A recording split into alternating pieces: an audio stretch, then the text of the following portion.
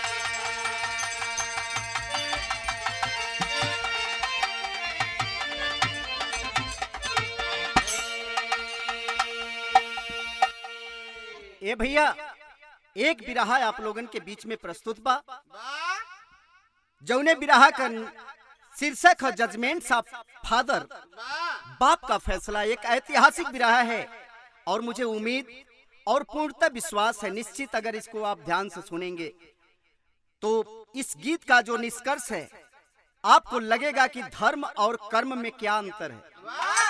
4 line कवि जी भूमिका लिखते हैं गुरुजी।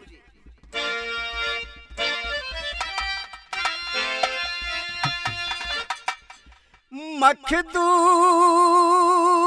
साहब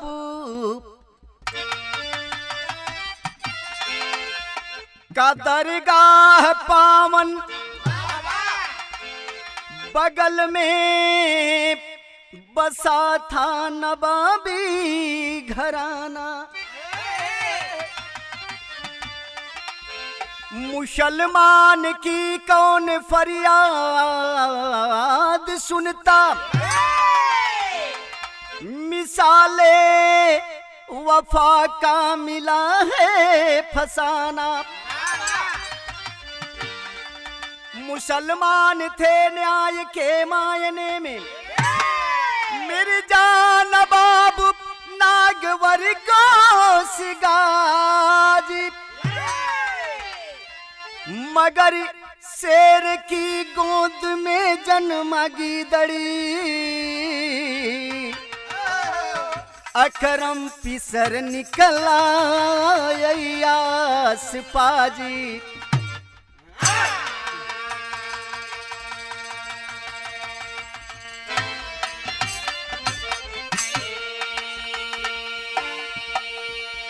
ए भैया, मिर्जा नवाब सल्तनत में मिर्जा नवाब रहलन, उनकर एक लड़का रहलन जेकर नाम बड़े प्यार से शहजादा अकरम रखले रहलन। छोटा बच्चा था, 5 साल की उम्र में माँ से और बच्चे का दामन छूट जाता है। मिर्जा नवाब, प्रमाण मिलता है कि मिर्जा नवाब सल्तनत में दूध का दूध और पानी का पानी करते थे।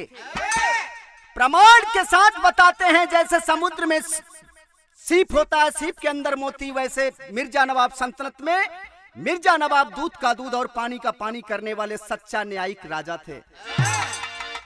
उनकर लड़का बड़े लाड प्यार से पल्लन, गलत संगत पड़ गल। 16 साल का उम्र भयल। 16 साल के उम्र में लड़का गलत संगत में बहके लगल।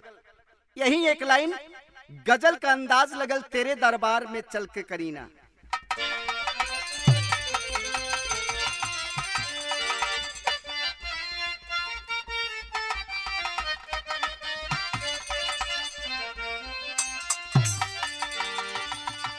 बड़ी अच्छी लाइन हमारे मास्टर साहब बजा दहलन कि तेरे दरबार का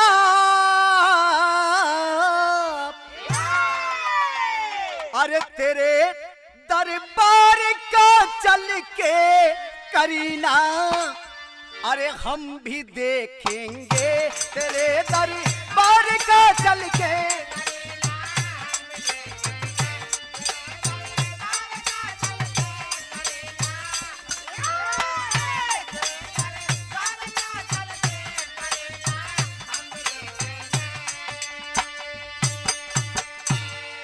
अरे तेरे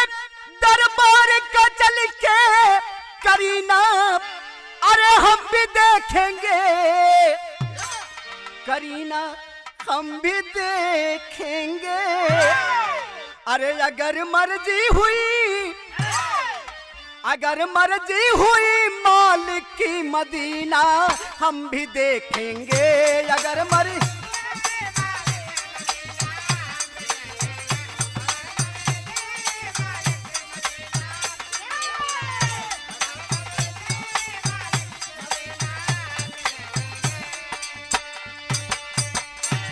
कवि जी गीत के अंदर फर्ज लिखते हैं और जैसे ही गीत की जो कड़ियां हैं, सच में उस कलम में ताकत है।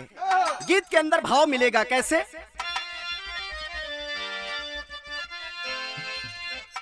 अरे चमकता, अरे चमकता, अरे बीरियाला के,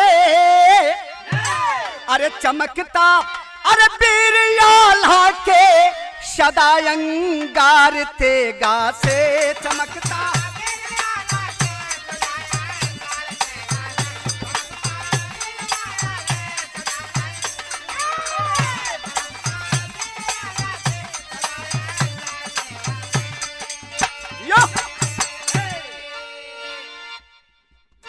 कि चमकता अरे बीरियाला के सदा अंगार तेगा से, सदा अंगार तेगा से। अरे भागते कि भागते, अरे नाम सुन करके सदा गद्दार तेगा से भागते।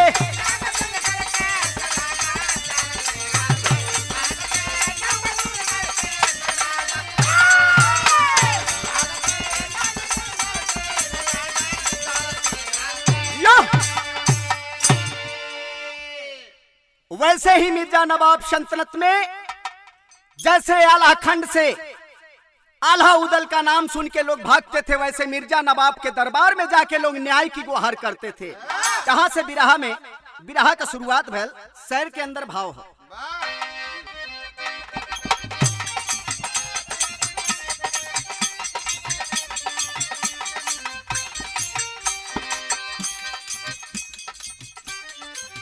दिल लगी करना है दिलदार बनाना सीखो, दिल लगी करना है दिलदार बनाना सीखो, दिलो आवाज जो दिलवर को सुनाना सीखो।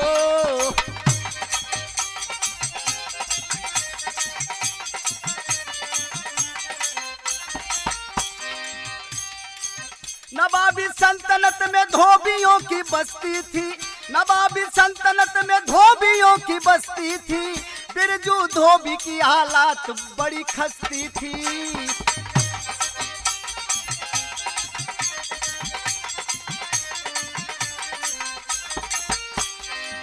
कुमारी कंचना बस ये कही औलाद रही, हुस्न की मलिका मुहे जमी वो चांद रही।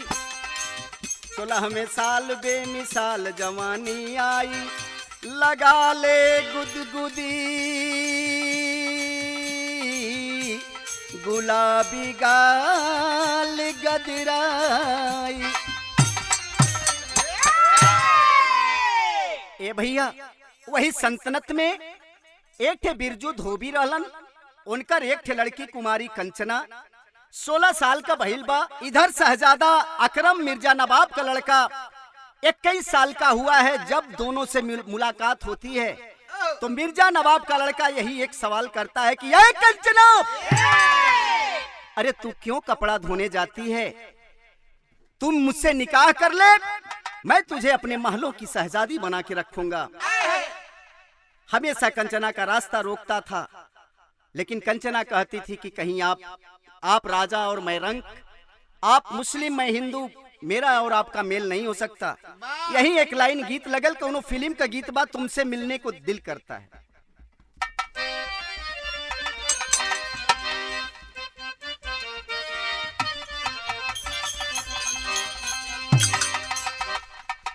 एक लाइन गीत लगल, कौनो फिल्म का गीत बा।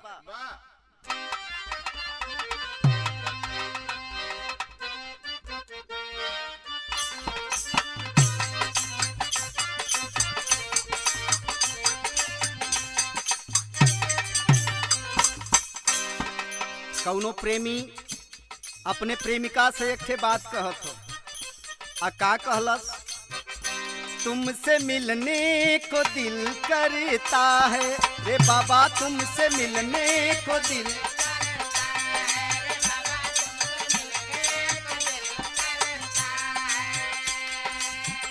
तुम ही हो जिस पे दिल मरता है, तुम ही हो जिस पे दिल मरता है, तुमसे मिलने को दिल करता है।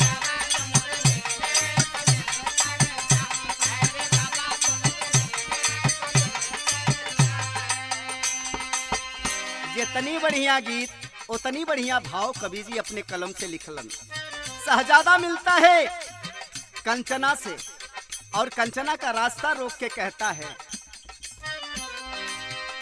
एक दिन शहजादा मिला है एक दिन शहजादा।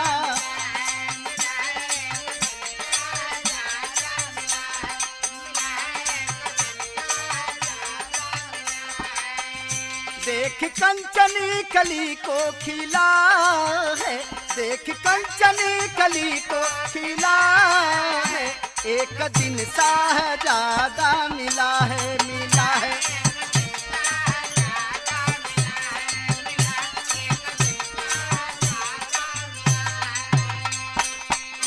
शहजादा मिलता है, कहता है कि ये कंचना, तू ये कपड़ा धोने जाती है, तुम मुझसे निकाह कर ले, तुझे महलों की शहजादी बनाऊंगा।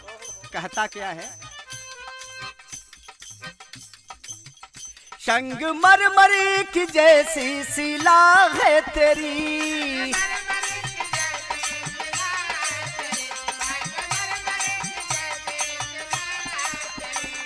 कहता है तेरी सिला, तेरी पूरी शरीर इतना सुगर है, तू ऐसे परिवार में जन्म ली, तू कपड़ा मत धो।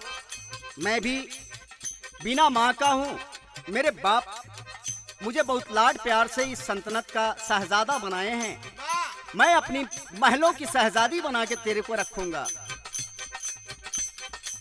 किस अंदाज में कहता है? रूप की रात रानी जवानी मेरी, रूप की रात रानी,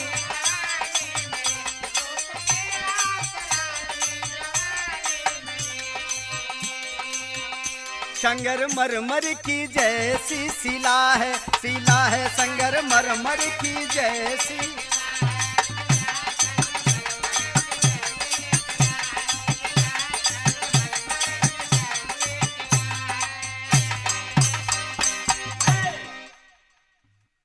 आप अपनी जवानी को खराब ना करो, शहजादी बना के तेरे को महल में रखूंगा।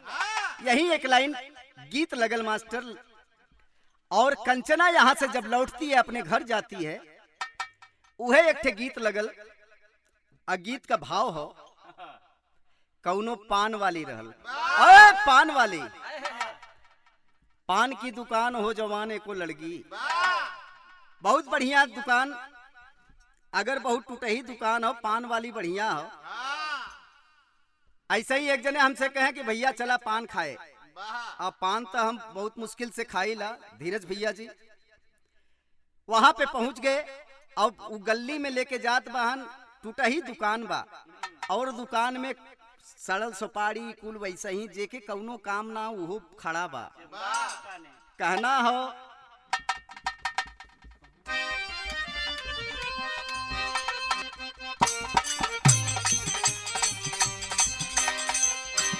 पान की दुकान हो जवान ये गो लड़की,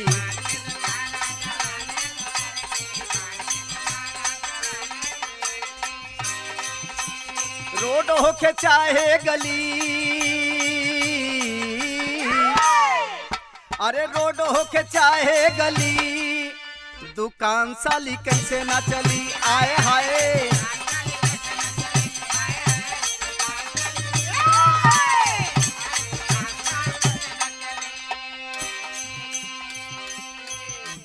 जेके कौनो काम न रहे, पैसा न रहे पान खाए बदे, तो वो जाके लाइन में खड़ा रहे, और लाइन में खड़ा रहे तो कहे कि वो पूछे दुकानदार, बढ़िया सा सुघर रहल। पूछत बा दुकान वाली, पूछत बाइन कि तोहे का चाहिए, तो कहता न मैं कौनो चीज नहीं तनी से चुन्ना दे दा, जेके कौनो काम नहीं आके मांगी चुन्ना।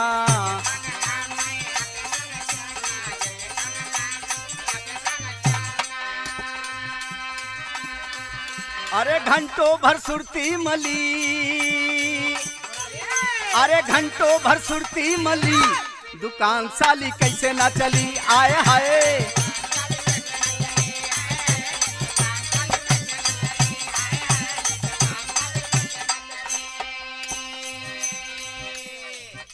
यही के तनी से चेंज करके कहें। अब वो कहे ये सैया हाई पान चाहे सड़ल हो चाहे सुपारी खराब हो, चाहे पान चाहे खराब हो चाहे अच्छा हो, वो पान के मत देखा हई हमार दिल देखा। तब वो बतावत हो कि मेरा दिल है पान का पत्ता।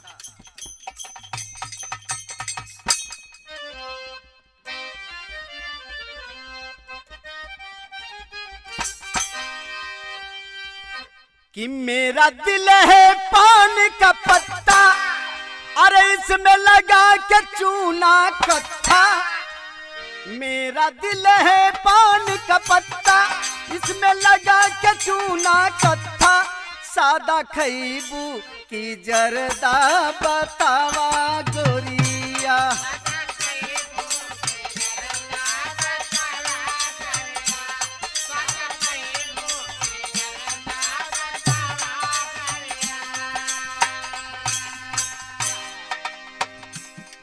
लड़की जात हो कपड़ा धोवे, शहजादा अकरम घोड़े पे सवार होके पहुंच जाता है, रास्ता रोक रहा है। कंचना बता रही है कि कंचन कपड़ा धोवे जाए, कंचन कपड़ा धोवे जाए, असमस उमर कमर लचकाए, बिना बदरा के बिजुरी गिरावे गोरिया।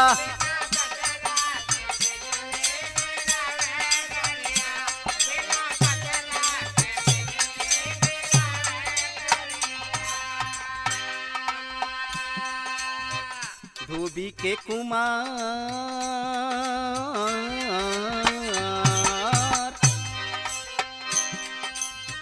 धोबी के कुमार एक बिसड़ू बहकवल, धोबी के कुमार एक देखा ना एक ना दूसरा बोला। धोबी के कुमार एक बिसड़ू बहकवल,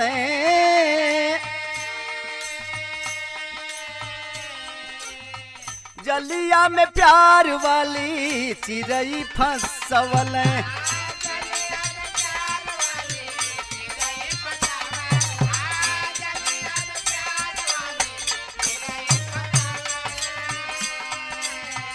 तो शादी करबे शर्त रखावे, शादी करबे शर्त रखावे, प्यार में करार भी करवावे, बिना बदरा के बिजुरी गिरावे गोरिया।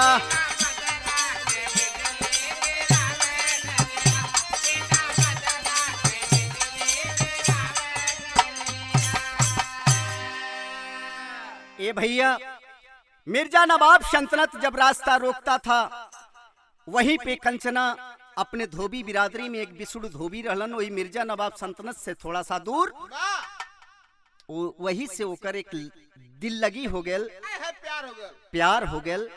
और जब प्यार भयल तो ऊ कंचना से कहलस कि हम तो से शादी करब।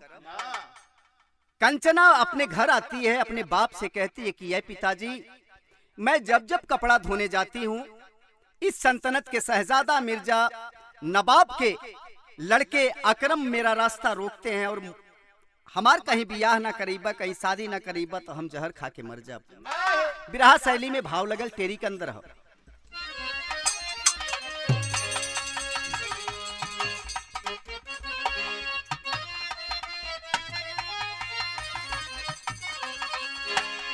अरे मोरे राम आशिक का आसियाना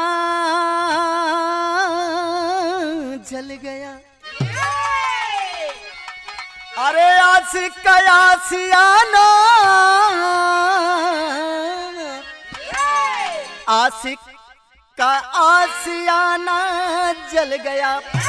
अरे नूर मजबूर मगर मंजूर नहीं पैमाना जो।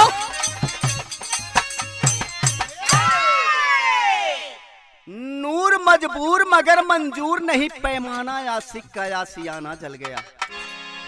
कंचना अपने बाप से कहती है कि ये पिताजी, अगर हमार बियाह शादी कहीं अगर ना करावत हुआ तो की तो हम जहर खा के मर जाब या तो फांसी लगा के मर जाब, लेकिन ये बदनामी ना साहब। रोज शहजादा अकरम मेरा रास्ता रोकता है पिताजी। बाप गरीब था, लाचार था। बाप सोच रहा है कि इतने जल्दी अपनी बेटी की शादी मैं कहां करूं। चोरी से कंचना बताती है कि पिताजी, इसी सल्तनत के बगल में बिसुड़ धोबी से मैं शादी ये प्यार करती हूँ और उन्हीं से मेरा शादी करा दीजिए।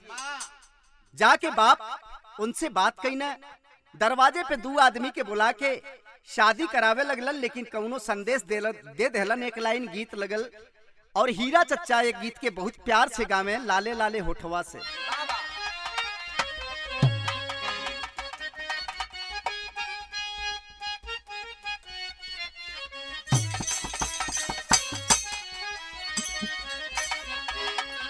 कि अरे लाले लाले होठवा से हर चूवे लाल लैया हो की रस चूवेला, हे जी रस चूवे जैसे मावा के मोजरा से रस चूवेला, हे जी रस चूवेला।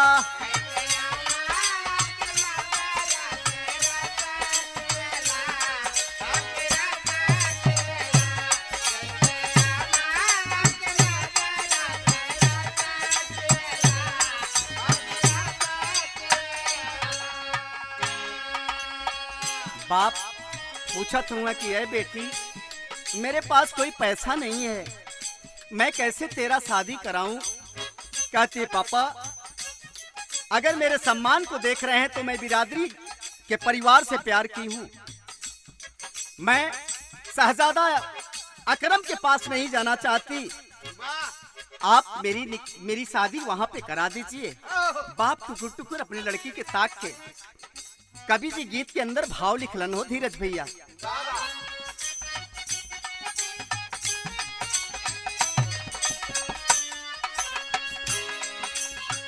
टक टक ताके बिरजू बेटी का चेहरावा सजाई दिहलेना, हो सजाई दिहलेना। कंचन बिसड़ू का चेहरावा सजाई दिहलेना, हो सजाई दिहलेना।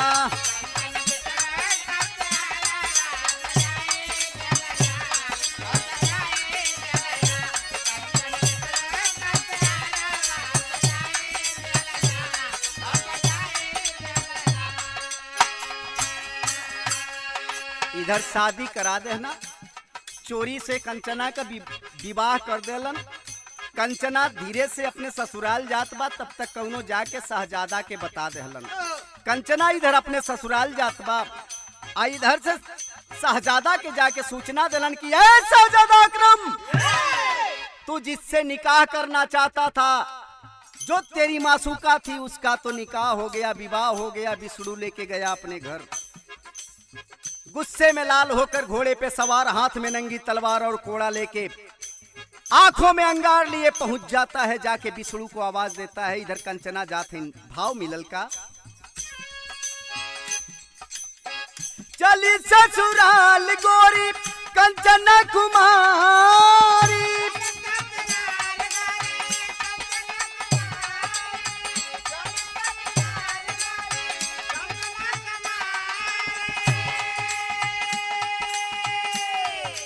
अरे पहुंचा है पाजी अकरम बिरजू के दुआरी।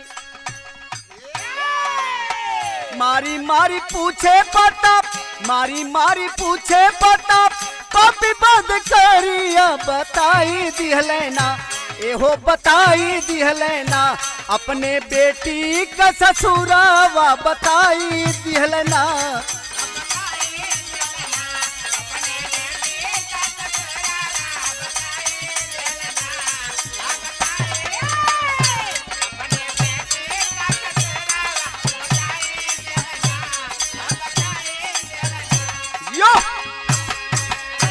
ये बाबू शहजादा अकरम जिस समय पहुंचता है आवाज देता है, ऐ बिरजू।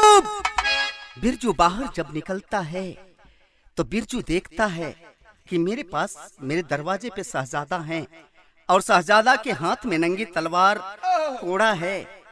जैसा जाके पैरवा पकड़त हुए एक कोड़ा मरलस और जौने समय कोड़ा मरलस ए बाबू बाप अधमरा होके शरीर से जवन खाल निकलल छटपटा के जमीन पे गिरलन। कहे कि बताओ मेरी मासूका कंचना की शादी तू कहां किया।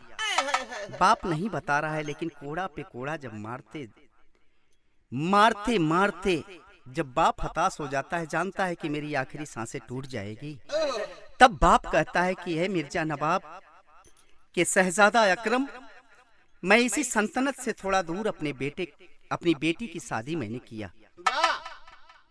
पता पूछ लेता है और वहां पहुंचता है। बाप इधर लाचार होके पता बता देलन। पहपट के अंदर भाव लगल, अरे बनल बेरा हम अकरम अत्याचारी नारी रोवेली, अरे उजाड़ दहले कंचन का फुलवारी नारी रोवेली।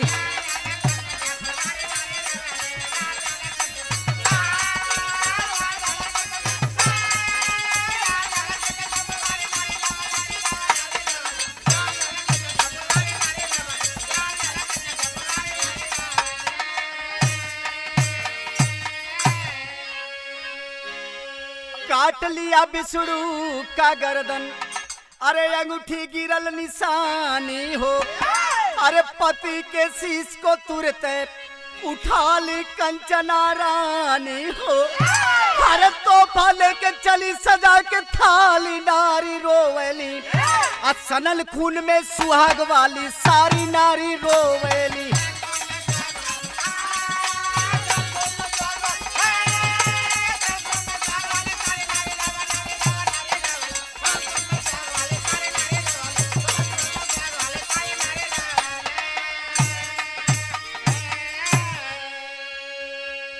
ये भैया जौने समय मिर्जा नवाब का लइका शहजादा अकरम कंचना के ससुराल पहुंचल, अभी साड़ी धूमिल ना भइल, महावर छूटल ना, जाके बिरजू के दरवाजे पे बिसड़ू के दरवाजे पे जाके आवाज देता कि ए बिसड़ू। बिसड़ू घर से बाहर निकलता है। कंचना हाथ पकड़ के रोकती है, स्वामी मत जाइए। कंचना रोक रही है, लेकिन बिसड़ू कहता है कि अगर नहीं जाएंगे, मेरे यहाँ इस सल्तनत के शहजादा आए हैं, कहें कि उसकी नीयत सही नहीं है, स्वामी आप मत जाइए। घर से बाहर जो ही निकलता है, जाके कहा कि ऐ सरकार, मुझसे कोई गुस्ताखी हो गई होती तो आप बोल दिए होते, मैं आपके दरबार में आ जाता। आप यहाँ कष्ट क्यों किए? जैसे झुक के पैरवा पकड़ लगल, वह नंगी तलवार से ऐसा तलवार चलौलस कि हई गर्दनवा धड़ से अलग हो गल। जब गर्दनवा धड़ से अलग हो गल, खिड़की से कंचना देखत ही ना कि अपने पति के धड़ के ऐसे उठा लेलिन और उठा के वही सुहाग वाली साड़ी में लेके रो रही है। और जौने समय उमरलन वही समय उनके अंगूठिया से राजशाही एक ठे अंगूठी तलवरिया मारत के सरक के गिर गल। कंचना वह अंगूठी है अपने पति का मुड़िया लेके सोच रही है, 10 मिनट 5 मिनट बैठी कि मेरा पति नहीं तो सुहाग नहीं। याद आ गया उसको कि मिर्जा नवाब नागवर्ष गौरकाशी दूध का दूध और पानी का पानी करते हैं। जैसे अयोध्या नगरी में राजा हरिश्चंद्र थे, मोरन ध्वज थे, ऐसे न्यायिक राजा हैं। आज उनका लड़का ये अपराध किया है, अपने पति के मुड़ी के लेके वही सुहाग वाली साड़ी में खून से लथपथ लेके अपने बाप के पास आई। कहना हो कहा शायर के अंदर भाव है।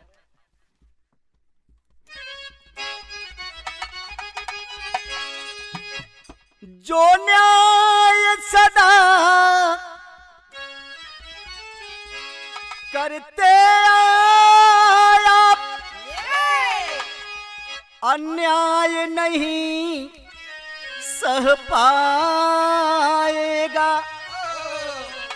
अरे मिर्जा नवाब ये नागी गौरी गाजी, सच्चा इंसाफ सुनाएगा।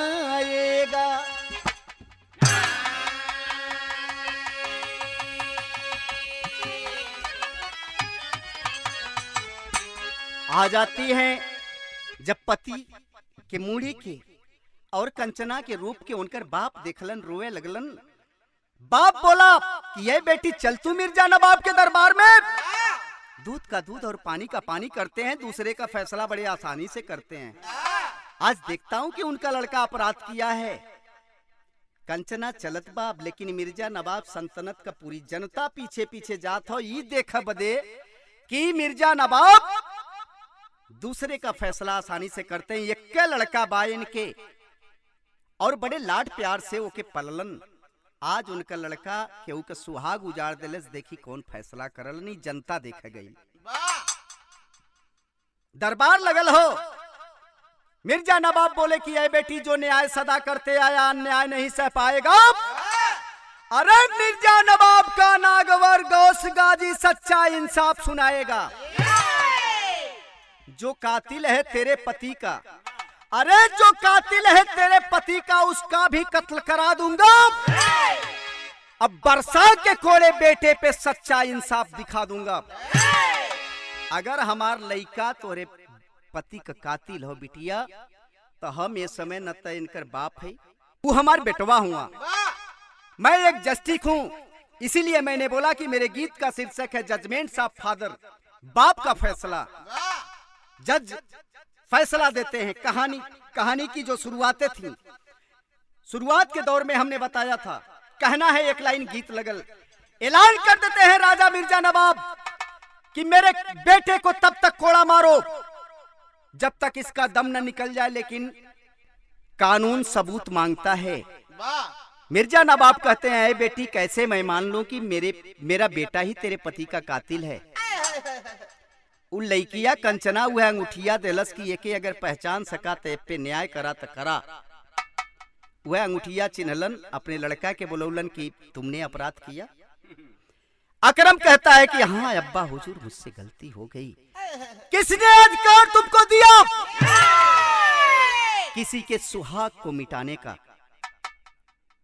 तुझे सजा मिलेगी क्योंकि तू अपराधी है। धन्य है मिर्जा नवाब, ऐलान करवा देते हैं जल्लादों को, कहते हैं कि मेरे बेटे को तब तक कोड़ा मारो जब तक इसका दम ना निकल जाए। फिल्म हमराज से एक लाइन गीत लगल मास्टर साहब धीरज भैया, तुम है अगर साथ देने का।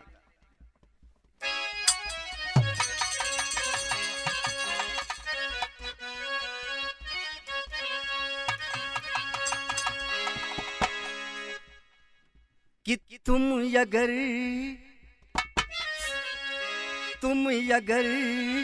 साथ देने का अरे वादा करो, मैं यूं ही मस्त नग में सुनाता रहूं। तुम अगर साथ देने का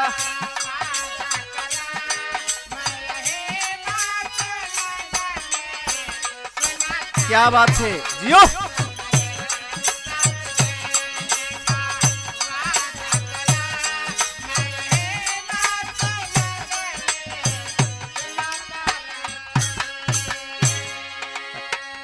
राजा के सामने कौनो जल्लादन का हिम्मत ना पड़ल कि हम शहजादा के कैसे मारी। जे फूल के सेज पे सोए वाला, जे मखमल के बिस्तरा पे ठहरे वाला, सोए वाला और कांटा का कभी मार ना खैलस। जौने समय कोड़ा पड़ल, जब केहू ना उठल तब मिर्जा नवाब पूरे भरी दरबार में अपने हाथ में कोड़ा लेते हैं और उसको खड़ा करते हैं। शहजादा अकरम को खड़ा करके जिस समय पहला कोड़ा मारते हैं उस समय लड़का रो के कहता है, बड़ी पीड़ा भई। रो के अपने बाप से का कहत हो धीरज भैया?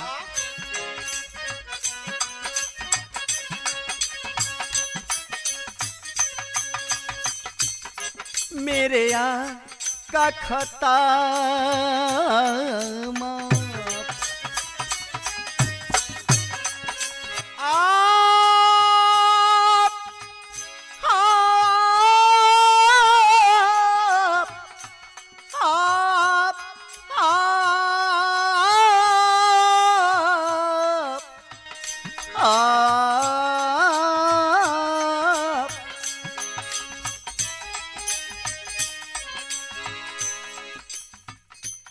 मेरे का खता माफ कर दीजिए, मेरे का खता माफ कर दीजिए। मैं हूँ बेटा तुम्हारा बेगाना नहीं, मेरे का खता माफ कर दीजिए। मैं हूँ बेटा तुम्हारा बेगाना नहीं, मेरे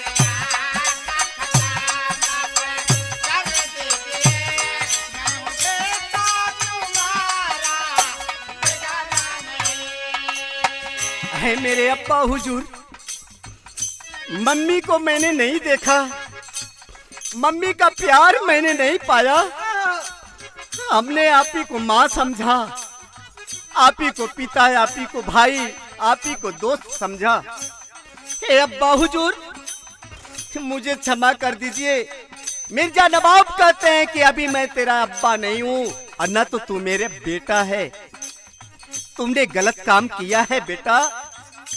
अगर मैं यहाँ से मुख मोड़ लिया तो ये समाज मुझे गंदा कहेगी। लड़का रो के कहता है, पीड़ा हो रही है जे कभी दूबी के सुटकुन का मार ना खैलस धीरज भैया। वो एक बार जब कोड़ा का मार खात हो, शरीर से खाल उचड़त हो, उस समय दर्द का एहसास होता। लड़का कहता है, विजय भैया, जो मुख में मेरे अब्बा अपना कौर तुम खिलाए,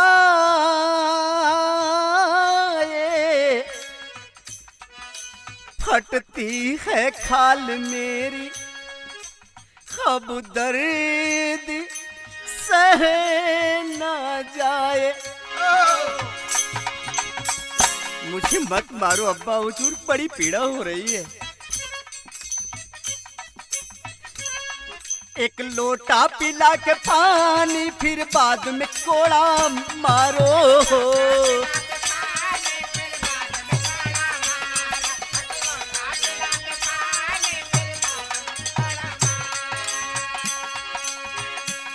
लड़का कहता है कि अब्बा हुजूर, मुझे बड़ी पीड़ा हो रही है, मुझे एक लोटा पानी पिला दीजिए। धन्य है मिर्जा नवाब। अपने बेटे से कहते हैं कि मैंने न्याय करते समय पानी के लिए नहीं बोला था, इसलिए तुझे पानी नहीं मिलेगा। लड़का कहता है, मैं आपका बेटा हूं। अपने हीरा के पीरा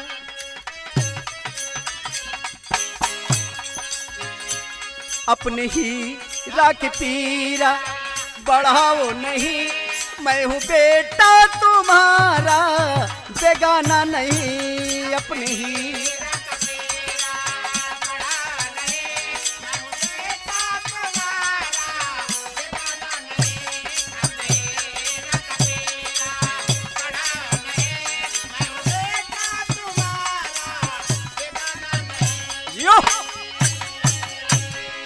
ये भैया मिर्जा नवाब अपने बेटे को जिस समय कोड़ा मारते हैं, 60-70 कोड़ा लगत लगत बेटवा का मुड़ी झुके लगल तो कहें, आए अब्बा हुजूर, बहुत तेजी से प्यास लग रही है, गिलास पानी दे दो।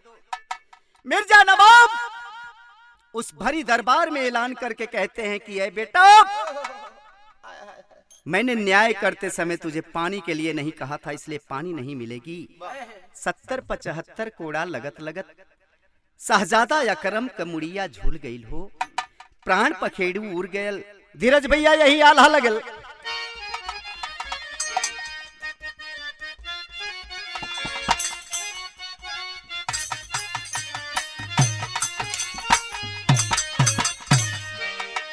अरे पिंजड़ा में फंस के जैसे हर तड़पेला पखेरुआ ये भैया।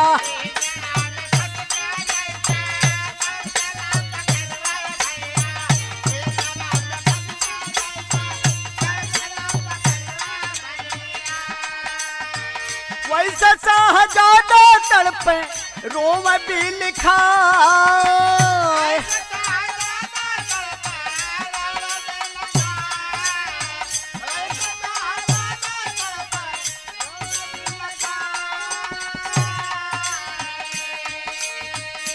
आय हाय कोड़ावा के मार से, कोड़ावा के मार से बेकार भई शरीरिया ये भैया।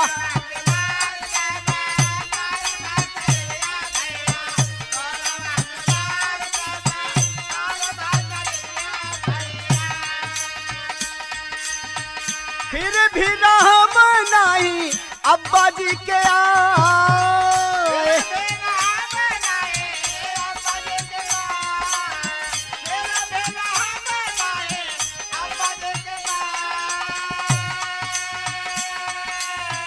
अंगड़ीत मार से बेकार भई शरीरिया ये बाबू।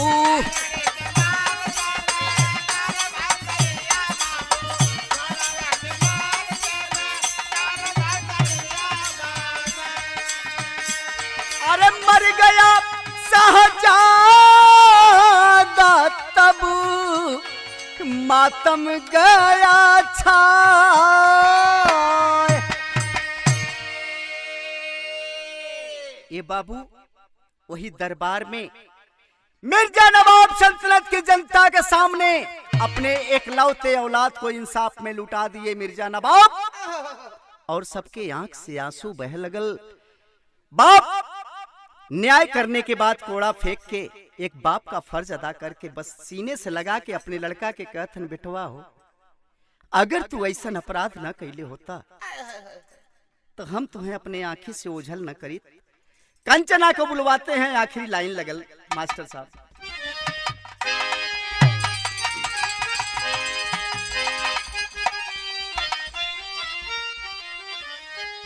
अरे लेके गाजी साहब अब उठावे सिरवा,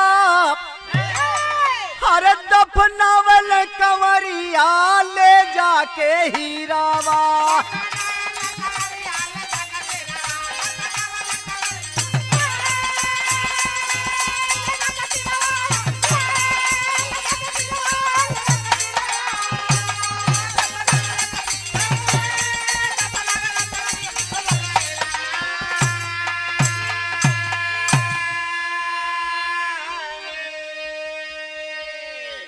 एक ही औलाद को इंसाफ में लुटाए। अरे अकरम या बिसड़ू को एक कब्र में दफनाए।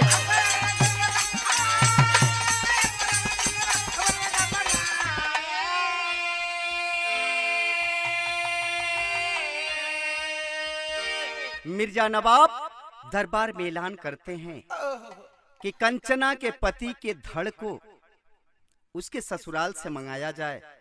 सैनिक यहां से जाते हैं, धड़ को लेके आते हैं, और मिर्जा नवाब अपने उस भरी दरबार में एक कब्र बनवाते हैं। एक कब्र बनवा के अपने लड़का का लाश और कंचना जो मुड़ी लेके आई लहलिन उनके पति बिसुड़ू के धड़ में सटा के एक कब्र में दफना के मिर्जा नवाब ऐलान करवा देते हैं कि धर्म की कल्पना कर्म के ही लिए ना, इसे देखिए व्यक्ति से जोड़कर, और धर्म में दिल दुखाना भी अपराध है, धार्मिक जो बने धर्म पथ छोड़कर।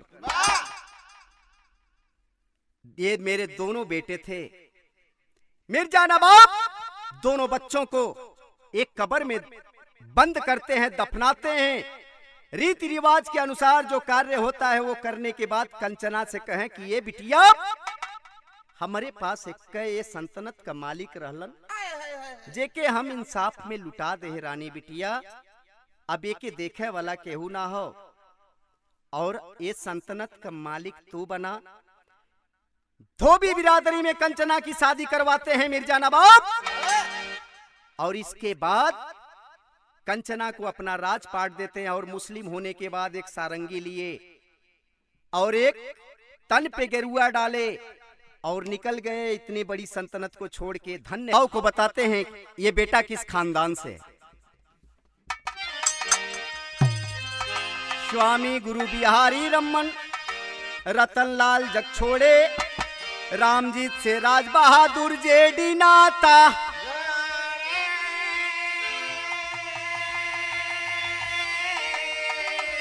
अरे मोरे राम यासिका यासियाना जल गया।